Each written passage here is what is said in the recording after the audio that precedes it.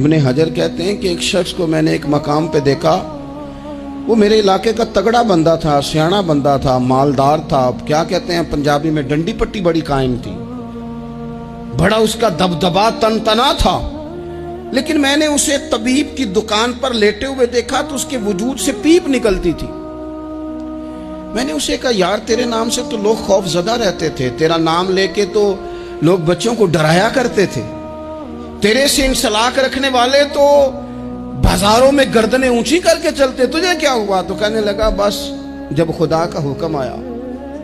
جب اللہ کی حکمت کا غلبہ ہوا،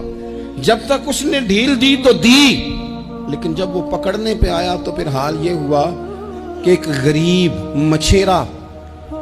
مچھلیاں پکڑنے کے لیے دریا میں سارا دن بیٹھا رہا، اسے مچھلی نہ ملی، شام کو روئی پڑا کہ مالک میرے تو بچوں کے پاس کھانے کو بھی کوئی شے نہیں، تو ایک مچھلی شام کو بڑی محنت کے بعد ایک بڑی مچھلی اس کے ہاتھ لگی۔ ان دنوں نہ مچھلیاں ملتی تھی نہ گوشت ملتا تھا، وہ بیچارہ ایک مچھلی لے کے جا رہا تھا اپنے گھر کی جانب، تو سامنے اسے میں آ گیا، جو طریقہ ہوتا ہے، کدھر لے کے جا رہے ہو، کہاں سے لی ہے؟ تو کہتے اس نے کہا صاحب مجھے پتا ہے آپ مجھ سے چھین لیں گے، لیکن میرے بچے صبح سے بھوکے ہیں، یہی میرا روزگار ہے، آج مجھے کچھ نہیں میسر آیا، میں نے اس مچھلی کو لیا ہے، مجھے تو بیچنے کو بھی کچھ نہیں ملا، پتہ نہیں مجھے پکانی کس طرح ہے، تو یہ ایک مچھلی میرے بچوں کی خوراک بنے گی، کل لوٹ لینا، پرسوں لوٹ لینا، تمہارا تو کام ہی لوٹنا ہے، چلو کچھ دن کے لیے ہاتھ روک لو۔ کہتے ہیں اس نے جب یہ کہا تو میں نے ایک تھپڑ مارا اور اس آدمی سے مچھلی چھین کر میں نے اسے پکڑ کے گھر لا رہا تھا، میں اس مچھلی نے، حالانکہ مچھلیاں کاٹا نہیں کرتی، کہنے لگا اس مچھلی نے ناخن پر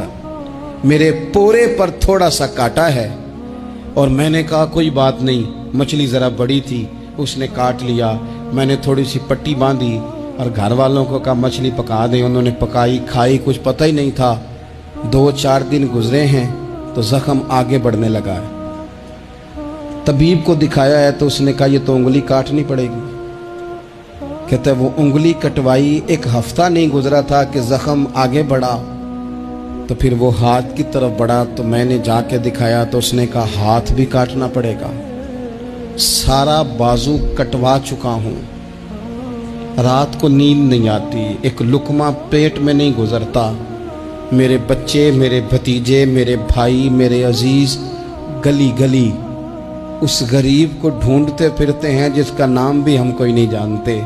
تھک گئے تلاش کر کر کے، خدا جانے کہاں چھپ گیا اللہ کی اتنی بڑی زمین میں، وہ ملتا نہیں، میں سو نہیں پاتا۔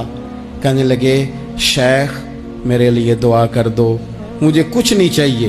بس وہ مجھے مل جائے اور میں اس سے نا معافی لے لوں، بس